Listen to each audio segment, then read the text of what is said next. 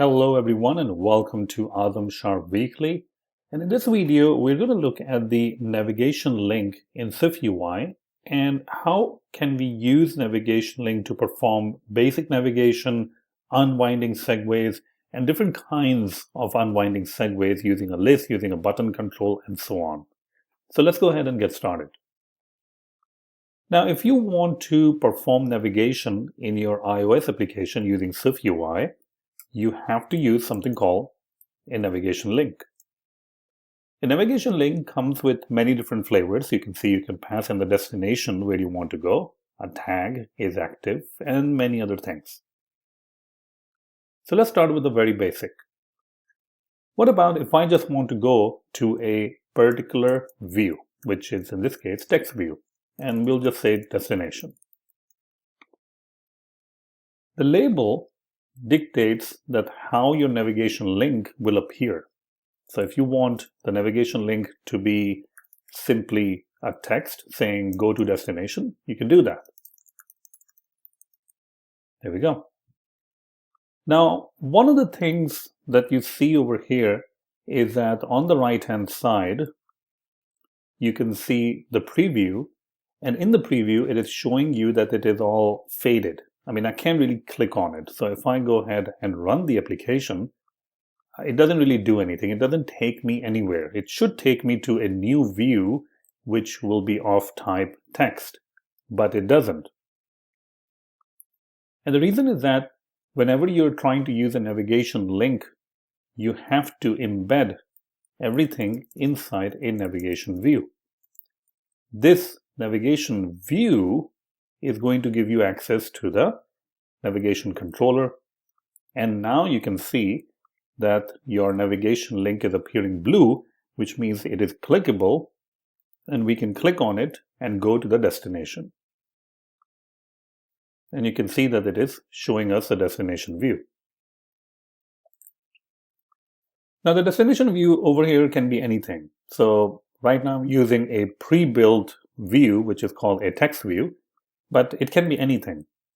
So this means that I can go ahead and construct a brand new view. So I can simply copy that, and I can call it detail view. And in the detail view, I can simply say detail view. So this is a completely separate view that I have created called detail view. And what I want to do is when I click on the destination, it should take me to the detail view. So I'll simply substitute the text with a detail view. Let's go ahead and run it again. And there we go. So we can go back and forth really easily using our navigation link. So that's the primary use of the navigation link, to go from one screen, one page to the other screen, other page, other view. That is how it works. Now, sometimes you want to activate a navigation view. This means that maybe you only want to go to the navigation view or perform the navigation when a certain condition is met.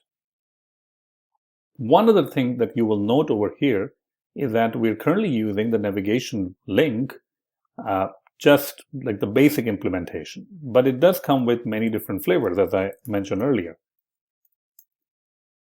One of them is tag, and one of them is active. Now, IsActive one is a condition based. So let's go ahead and try to use that one. Basically, we want to perform navigation when a certain element, certain property is turned on or off. Now you can see the navigation link over here takes in IsActive, which is a binding Boolean. So we need to pass in a binding property. I'm just going to pass in IsActive. The remaining part is same. You have the destination. So detail view is perfectly fine over here. And you have a label that you want to go. Now, one thing that will be interesting to see is what will happen if I simply put the label as text and I say go to destination. Now it is obviously complaining that there is no such thing as IsActive, so let's go ahead and declare that property. as a state property, Boolean false. So at least it should compile now, all right, correctly. It should be okay now. There we go. So over here, we're saying that if it is active, then we should go to the detail view, and else we shouldn't go to the detail view. But keep in mind that we are displaying a text view over here. A text view is simply saying go to destination. Now, if I go ahead and run this and click on it, then even though the detail view or the IsActive is false, it still goes to the detail view. All right. So that's an important thing to remember. Now, if I replace the text with a button view and I say go to detail,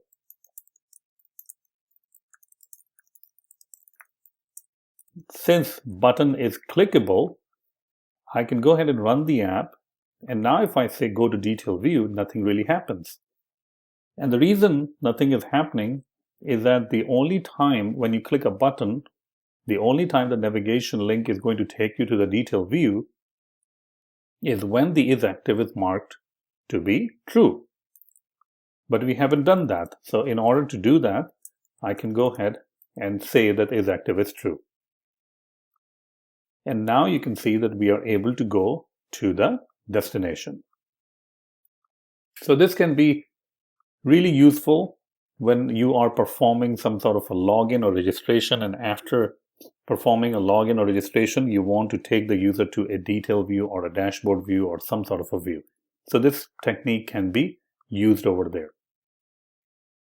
Now, one other thing that we need to talk about is how do we go from one link or one page to the other page when we are displaying some sort of a list.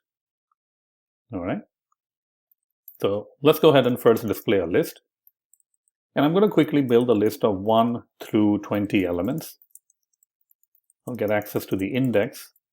And in the end, I'll just display the value of the index, which can be 1, 2, and 3 and all that stuff. You can see that the index is getting displayed.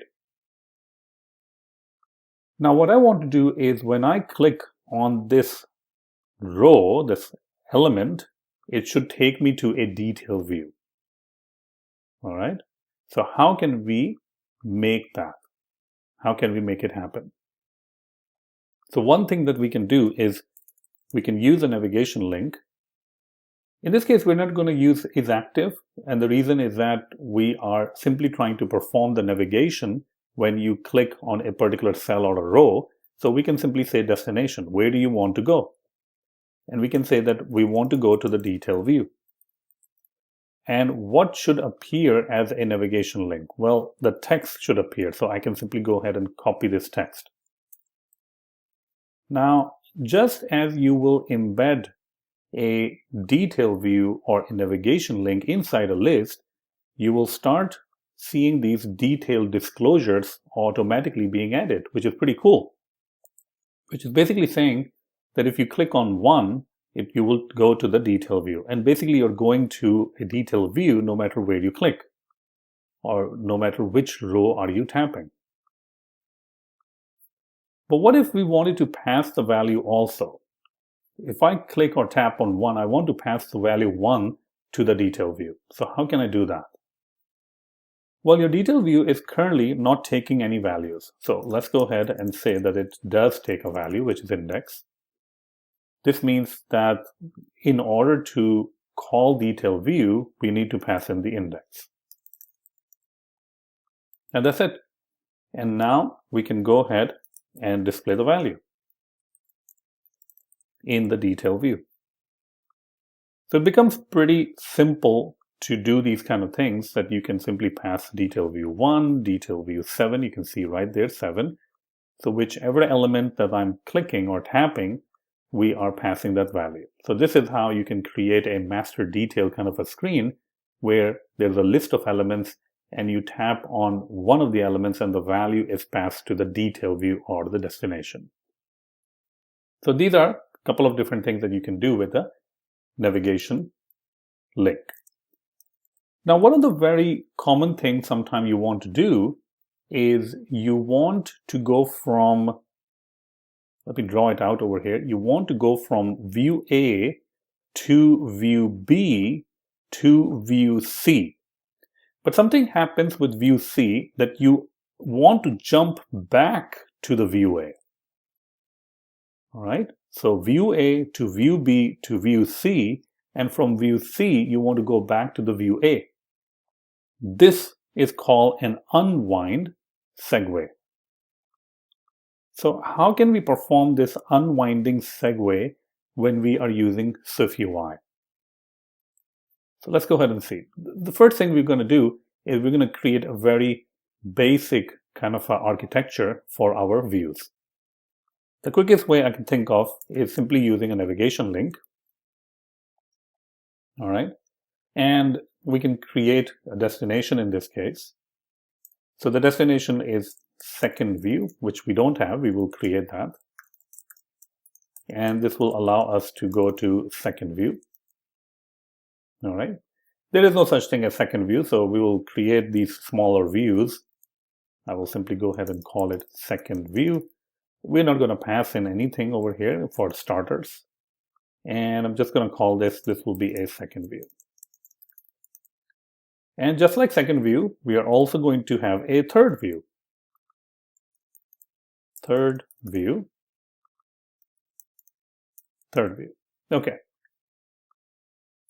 So now on our screen, we should see a navigation link that will hopefully take us to the second view. From the second view, we should be able to go to the third view, which is not implemented. So let's go ahead and implement that. Let's go back over here and we will take the person to the third view. And from the third view, we will have to somehow go back to the main view. Let's see, which is our, I believe it is called content view. And I would say, go back to content view.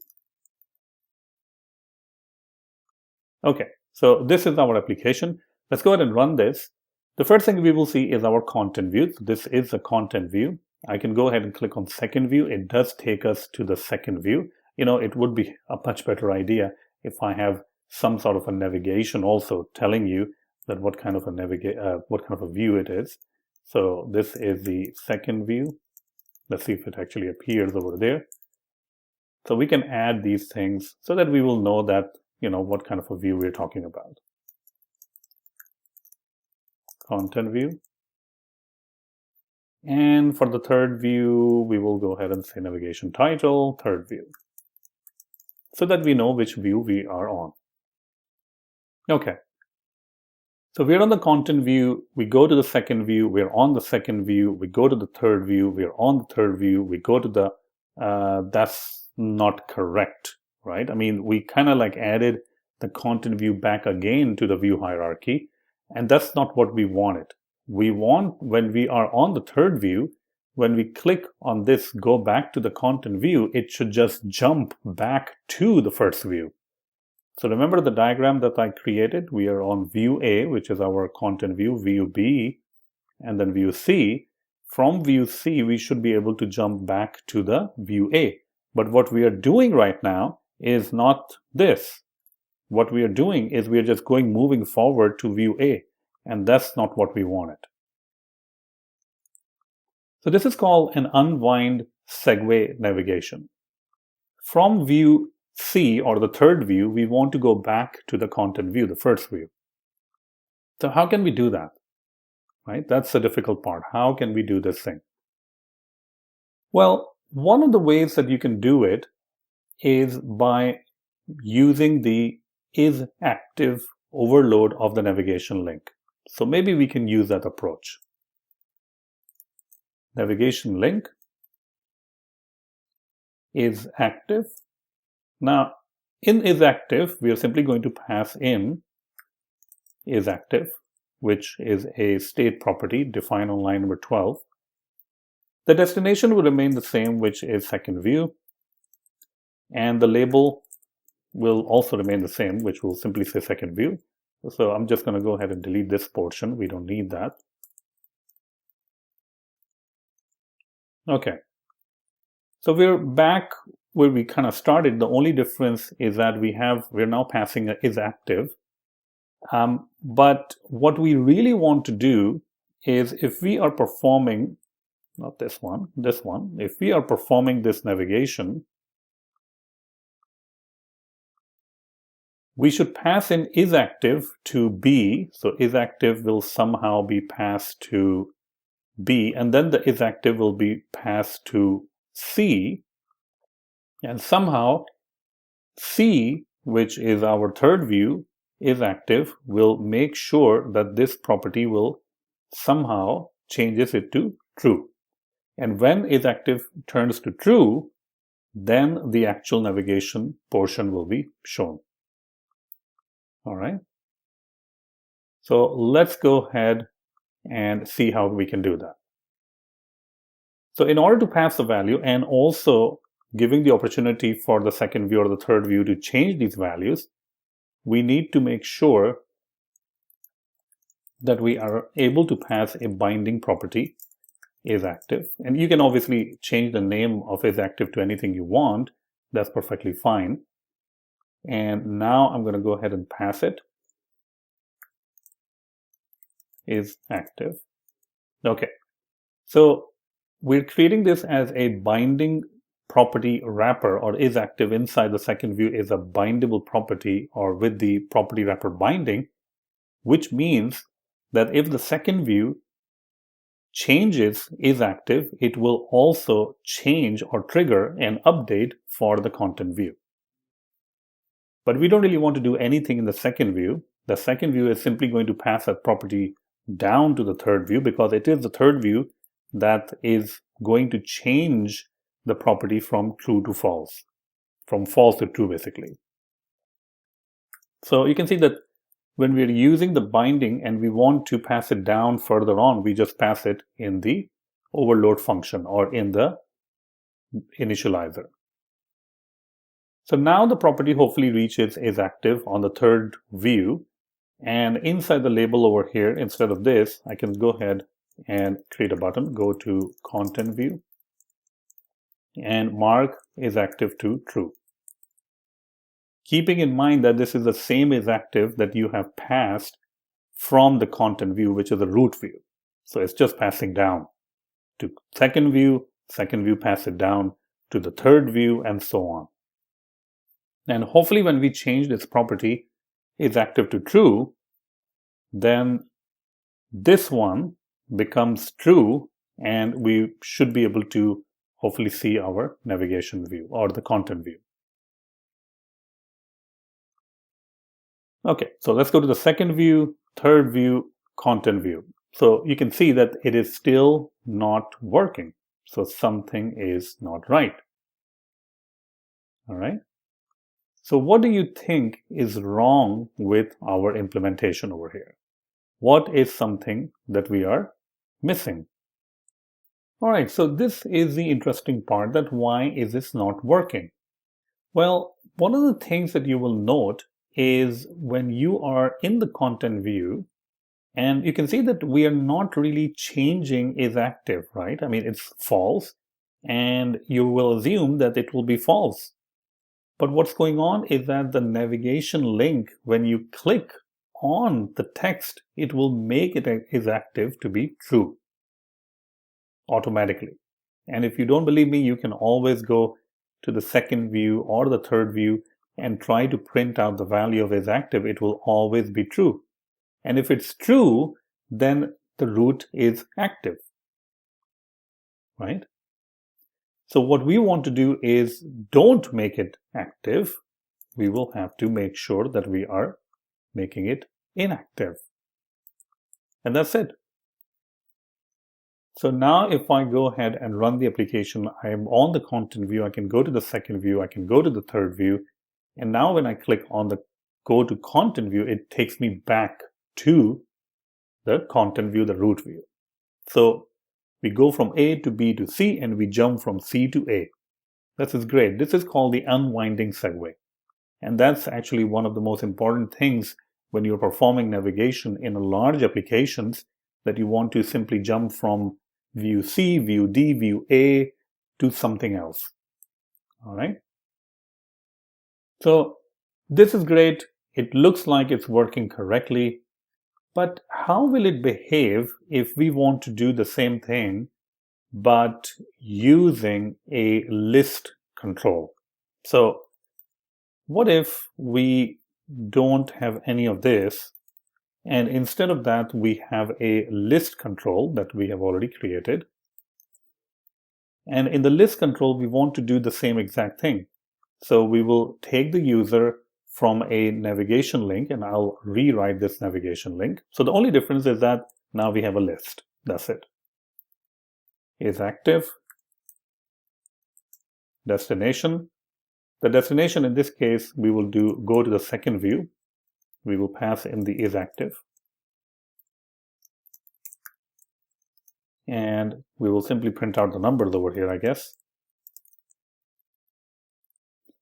Okay, so everything remains the same. The only thing that we have done is now we are using a list control instead of a simple navigation link with a text view. All right, and you can see that the list is actually being displayed. So let's go to the second view. Okay, we are on the second view. Let's go to the third view. We're on the third view. Let's go to the content view, and looks like we can go. So our same stuff that we were doing, it also works for a list. You can go to the third view, go to the content view. Perfect, right? Now this is all fine, but the main pain point that you might see over here is passing the IsActive from here down to the second view, from second view to the third view, to the fourth view, to the fifth view, to the sixth, and so on. So that becomes a very repetitive step that you will have to do, because you need to access the IsActive property or root IsActive property or whatever the property that you're sending in. And you also want it to be changed when the third view down the road in the navigation wants to go back to the content view. So instead of passing these values again and again, maybe we can use a different approach. Maybe we can go ahead and create something that will allow us to perform navigation but not pass these values again and again down the road. One of the things that we can use are the environmental keys.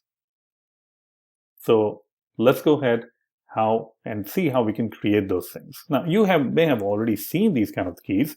Remember, whenever you type environment and you simply pass in some sort of a key over here like manage object context, or there's a content key, you can also pass in like a presentation mode, I believe, right? The presentation mode.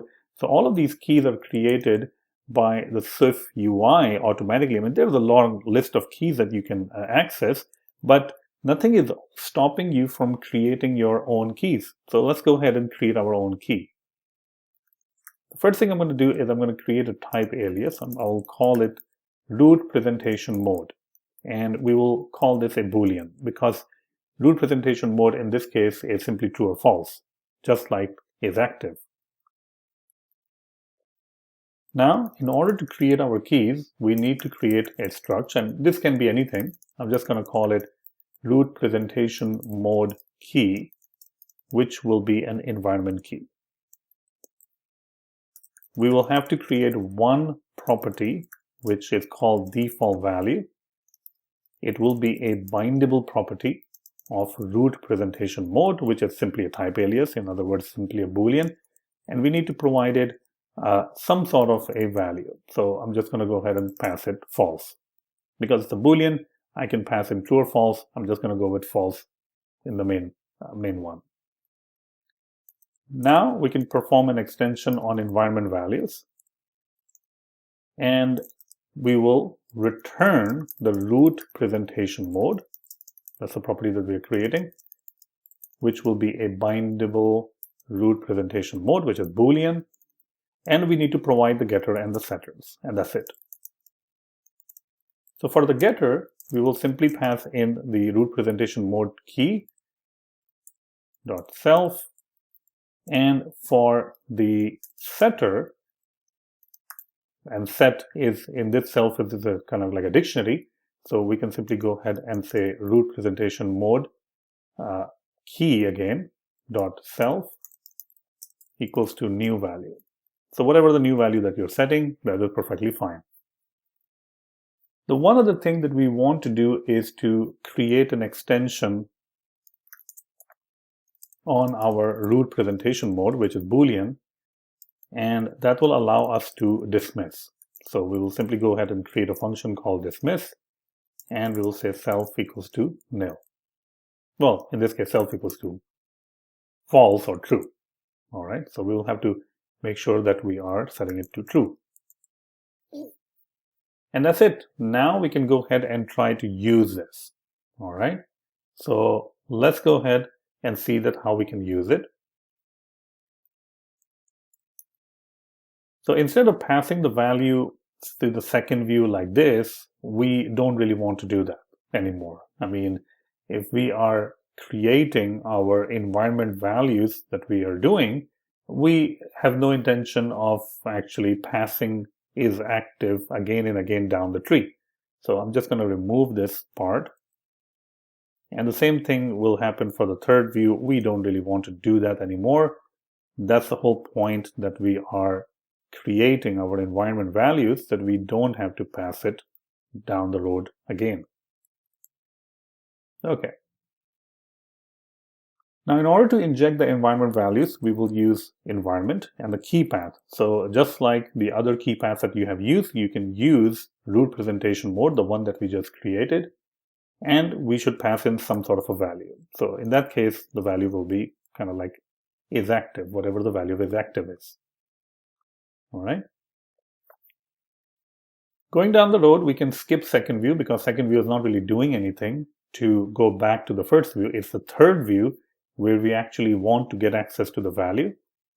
And now we can actually just get access to the value by using the environment variables. And we can access root presentation mode, var root presentation mode. And now we can say root presentation mode dot wrap value dot dismiss. All right. Let's go ahead and run this and see if that works or not. So we're going to go ahead and give it a try. We'll go to third view, and now you can see it's not working. Kind of weird, right? Because we did everything that we were doing before. Let's go ahead and run the application, and we will see something, hopefully in the console. Okay, SwiftUI encountered an issue when pushing to navigation. So let's go ahead and see what's going on. Let's go to the third view, back to the content view. You can see that it's not even going to the content view. So it's kind of like stuck at this point. And I think the problem right now is, well, first of all, it's not actually going. That's the big problem. Let's go ahead and make this to be true, although that should be false. Sorry, I think I made the mistake of setting it to true. Okay, so maybe that was the issue. Let's go ahead and run it.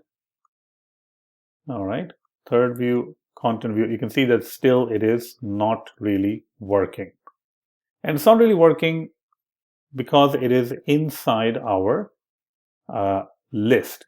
And what's going on is that you are trying to change the value of IsActive, and there are a lot of different views that are inside your list. And at one given point, only one view can be activated. So now the question becomes, okay, how do we fix this kind of a problem? Because if we try to do this, if we try the same approach, but without the list, will it work or not? So that's our second thing that we should try it out, that if we are trying this out without the list, will it work or will it not work? So let's go ahead and try it out. Dot environment, and root presentation mode is active.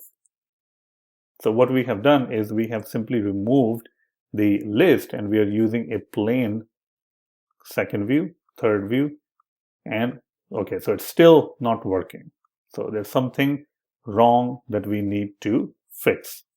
All right, so looking at the code, one thing that we realize is that we are putting this environment object or environment values to the navigation link. We should probably put this at a little bit more higher scope, like the parent of the navigation link, which is the navigation view. So let's go ahead and put it there so that it can be transferred to all the elements that are inside the navigation view. And all the elements will be inside that navigation view because we're just pushing controllers and views one in each other. So go to the content view and now you can see it is working. So we go to the second view, third view, and back to the content view. Perfect. So it looks like our simple approach is working, but let's go ahead and try it out. What will happen if we are using a list? Like this. So I'll go ahead and run it. And immediately we get a problem. It does work, but you can also see that there are some issues, right? Right over here, you can see it is telling us that there are some issues going on. And I think the issues are going on is that whenever you're using a list control, you shouldn't use IsActive. And the reason you shouldn't use IsActive is that list has a lot of different items or rows being displayed. And at one point, only one thing can be active. But now, since it's a list and it is activated, all the things inside the list gets activated. So that's not a good approach. So how can we make sure to fix that problem? Now, one of the things that you can do when you're using a navigation view with a list is not to use a navigation list or navigation link with the IsActive, but with a tag. So there is another thing that you can use, which is navigation link with a tag. A tag simply means that when the selection is equal to the tag, then it will perform the navigation. All right, so for the tag, I'm just going to pass in the index, which is hashable. And for the selection, I'm just going to go ahead and create another one, which is called selected index. The destination will remain the same, which is second view. And the label will also remain the same, which is just displaying the numbers in a text view. We do need to create a selected index. So let's go ahead and create that. We will call it selected index, which will be integer. And initially, nothing is selected. So this has to be optional. All right. Now, if we go down over here, the root presentation mode, we can't really pass in IsActive because we're not really setting it anymore. So we will simply go ahead and make sure this is selected index. But obviously, the root presentation mode value has to be Boolean, so we need to update that also. So over here, we will say integer, optional. Initial value will be nil. And finally, whenever we are assigning it, we are resetting it, we will simply set it to nil. There we go. Okay, so that should be it. One last thing we need to do is right over here. Okay, so that is done. Let's go ahead and run it again.